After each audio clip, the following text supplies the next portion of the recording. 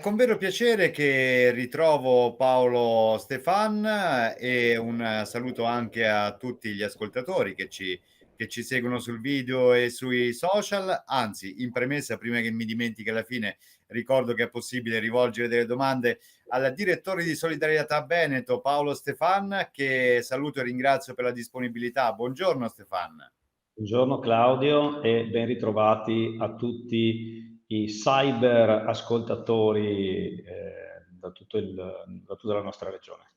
Vedo che abbozza un sorriso, non lo so perché era rivolto con il saluto ai nostri cyber ascoltatori o proprio perché l'ottimismo comunque regna anche nel vostro lavoro, nonostante la situazione macroeconomica, direttore, possiamo dire sicuramente che non è rosea, i tassi sono in rialzo, così come i rendimenti dei BTP, mai così dal 2012 o 13 se non vado errato.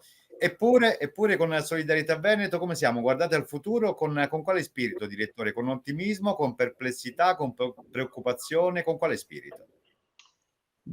Diciamo con uno spirito direi pragmatico, perché è evidente che il quadro macroeconomico sia uno direi dei più complicati che ci troviamo ad affrontare, che le economie occidentali direi si trovano ad affrontare da anni. Abbiamo sullo sfondo un conflitto che non accenna a diminuire in termini di violenza e anche di rischio escalation. Non voglio andare a evocare quali siano neppure le potenzialità da questo punto di vista, perché conosciamo bene quali sono le nazioni che si stanno affrontando e dunque anche il loro potenziale bellico.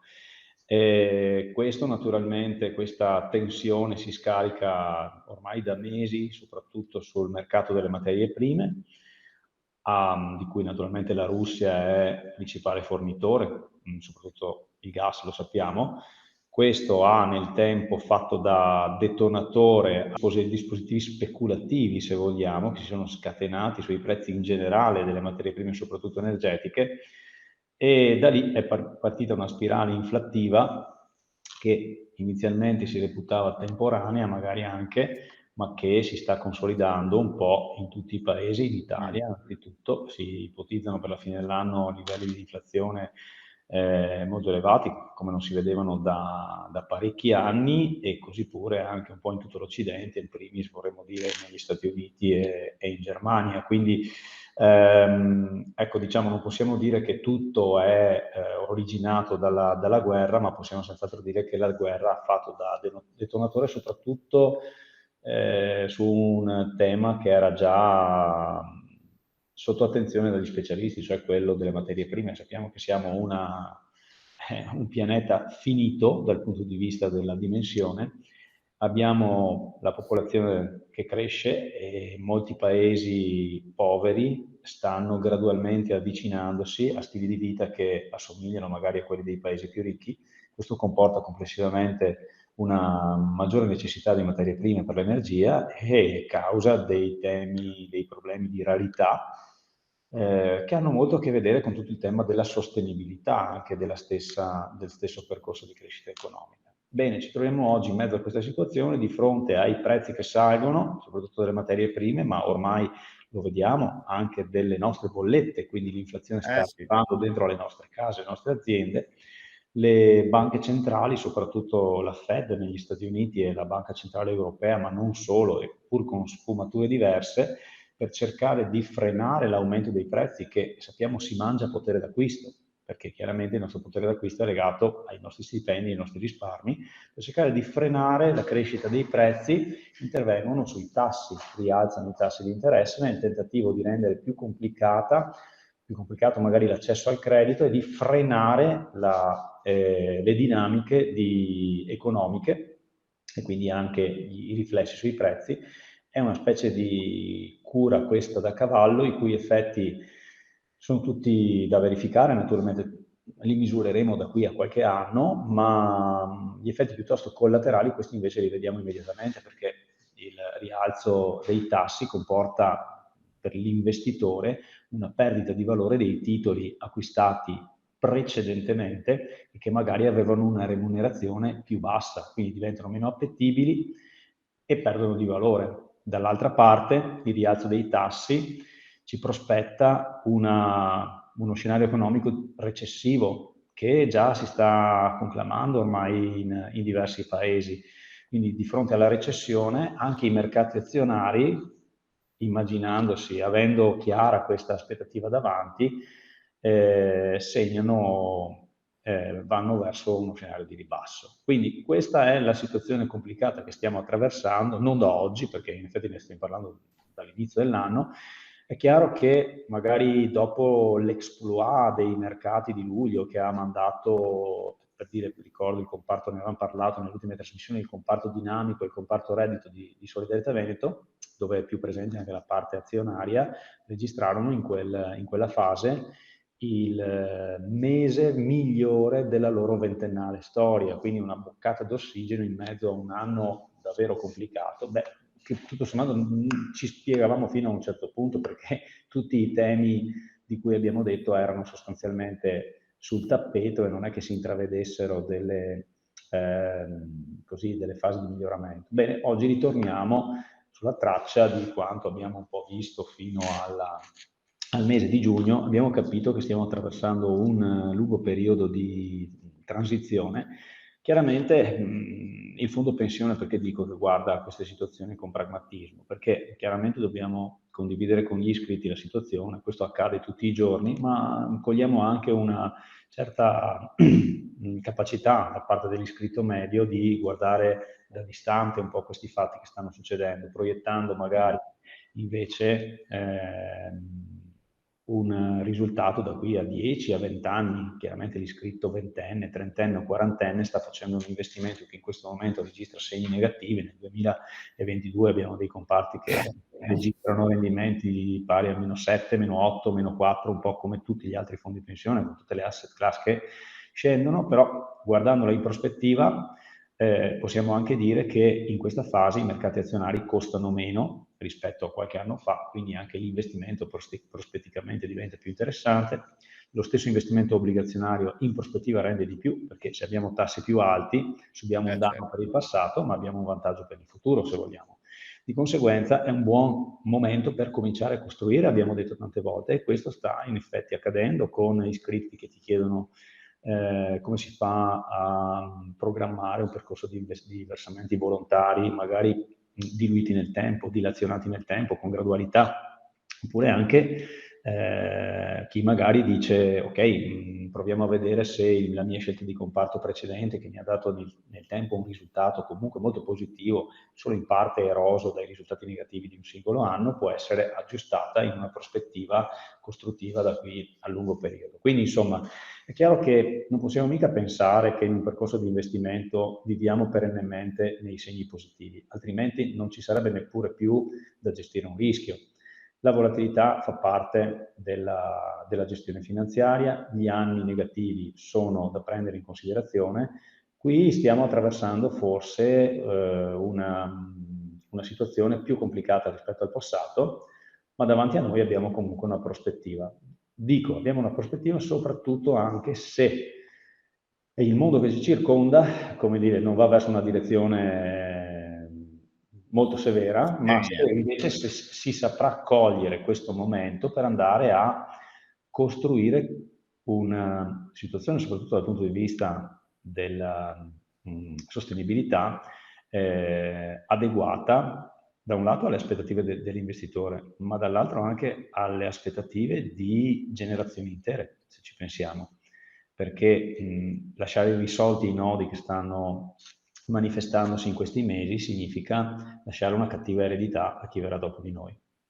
Ecco, chi verrà dopo di noi, direttore? Ci diceva la fase di transizione anche nella politica e di conseguenza nelle manovre economiche. Si sono appena svolte le elezioni, adesso il nuovo governo ci sarà presumibilmente fra alcuni giorni, servirà un po' di tempo perché vari le prime manovre. In campagna elettorale si è parlato molto di scostamento di bilancio piuttosto che tetto al prezzo del gas. Allora, un nostro ascoltatore magari che volesse farsi prendere da un eccesso di prudenza dice lascio i soldi nel conto. In realtà non credo che sia una buona scelta, o no? Mi perdoni direttore, perché con l'inflazione che c'è i nostri soldi andrebbero erosi in breve tempo.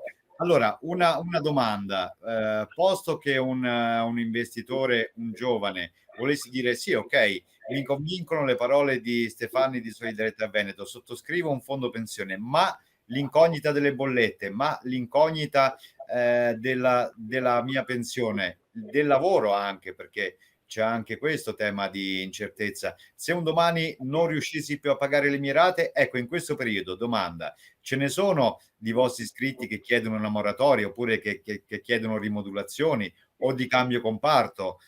Qual è la situazione attuale, direttore, in questo senso? Allora, parto dalla fine perché i temi che hai toccato sono molti e mi sono segnato alcuni appunti. Beh, anzitutto, non si manifesta in questa fase ancora una richiesta di rimodulazione Mh, dei versamenti, nulla di tutto ciò, anzi, paradossalmente c'è un grosso interesse rispetto al tema dei versamenti volontari a favore del beneficio del fondo pensione, proprio perché tu l'hai detto di striscio, diciamo, se lascio i soldi nel conto corrente in una fase in cui l'inflazione è elevata e sappiamo che la remunerazione dei conti correnti è molto bassa, il danno che subisco in termini di potere d'acquisto, se l'inflazione è al 10, ipotesi, e la mia remunerazione è all'1%, io sto perdendo dal punto di vista reale un 9%.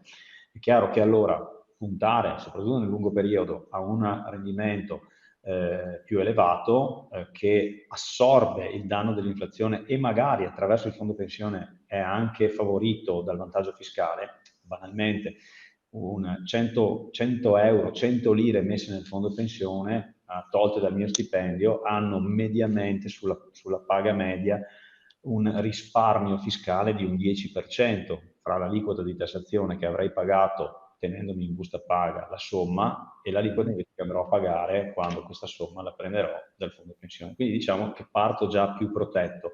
Dopodiché, se investo adesso, anche immaginando di andare a investire in un comparto puramente obbligazionario, dico per assurdo, che investa unicamente in titoli di Stato italiani, beh, il titolo di Stato italiano oggi rende lordo il 4%, sicuramente rende di più rispetto a un conto Certo. corrente, quindi se il mio orizzonte di lungo periodo, la difesa dall'inflazione probabilmente è più elevata.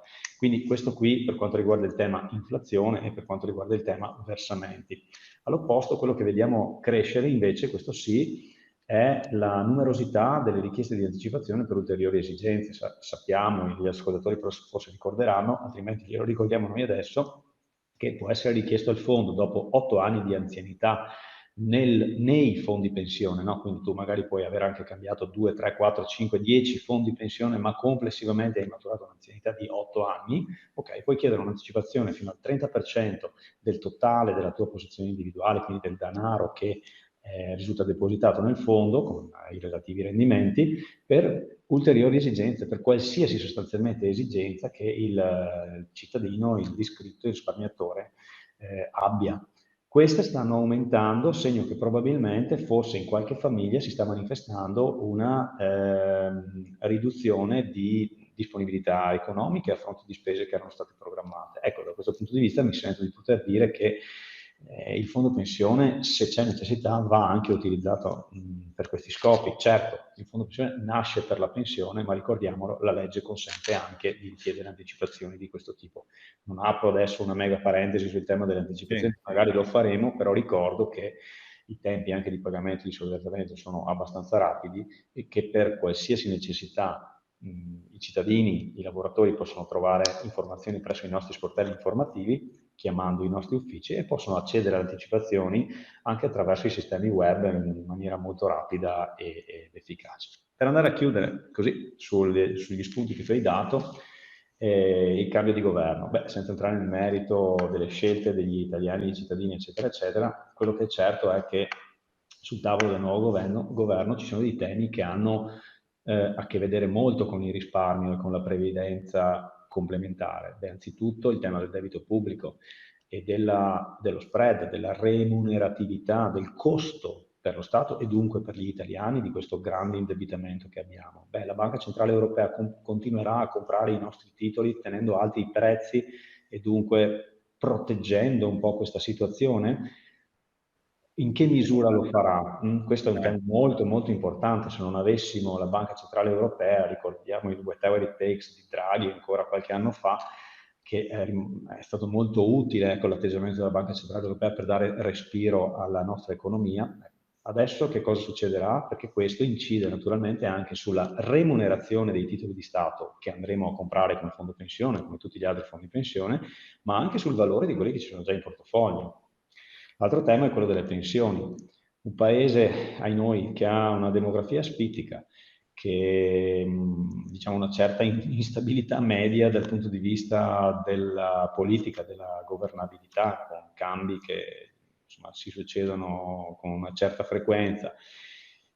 Temi di produttività, eccetera, eccetera, probabilmente si fa delle domande sulla sostenibilità di un debito molto elevato e anche sui sistemi pensionistici a questo punto. I sistemi pensionistici, lo diciamo da anni, pubblici, che si fondano oggi sul metodo contributivo, ma sulla ripartizione, cioè chi lavora versa contributi per chi è già in pensione, potrebbero andare sotto stress tenendo conto dello scenario del nostro paese. Quando potrebbero andare sotto stress è difficile dirlo, perché naturalmente dipende anche da condizioni, da aspetti che non ci riguardano direttamente. Vedi appunto il tema della Banca Centrale Europea. Infine, in questo discorso entrano in gioco naturalmente anche i fondi pensione. I fondi pensione cominciano ad avere in Italia una dimensione anche ragguardevole, potrebbero essere uno strumento di investimento strategico per il nostro Paese se una parte rilevante delle risorse che i fondi stessi raccolgono venisse destinata all'investimento nell'economia reale. Già in parte lo fa, ma nel momento in cui, per esempio, si prende atto del fatto che siamo un paese debole dal punto di vista dell'energia, dipendiamo dagli altri, ecco che forse c'è da fare qualcosa. Non entro nel merito del che cosa è meglio fare, perché non sono un esperto di energie, ma credo che qualche problema da risolvere non ci sia. Cosa possono fare i fondi? Beh, essere partner dei soggetti che vorranno traghettare l'Italia da uno scenario come quello attuale a una situazione di maggiore sostenibilità a beneficio di nuovo dei nostri figli. Allora le risorse del fondo saranno usate bene e forse quando ritorneranno fra 10, 20 anni, 30 anni a chi le ha destinate al fondo stesso, saranno una pensione complementare da utilizzare in una situazione maggiormente sostenibile rispetto a quella attuale. Abbiamo una grossa responsabilità tutti e anche dunque il governo che abbiamo incaricato di lavorare per noi.